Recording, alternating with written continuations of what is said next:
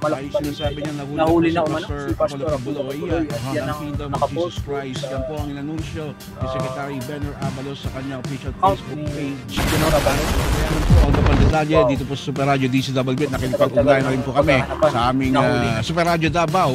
Tayo yung kinukontak na natin para doon yung mga importante At tao na pwede mag-confirma. nakikinig ngayon si Vice Mayor Menchi Abalos tsaka si Brother Jimmy. Brother Jim, baka pwedeng sabihin mo kay Secretary, tawagan namin siya, Brother Jimmy, ha?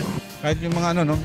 Yung mga, Pero yan ang lumalabas dun po sa Facebook page, official page ni Secretary Benner Abalos na sinasabi na that led to the peaceful surrender po ni na Pastor Kibuloy at apat pa at papasalamat po tayo doon sa naging mapayapa pong at least nitong proseso po na ito. Particular sila ang nagtago.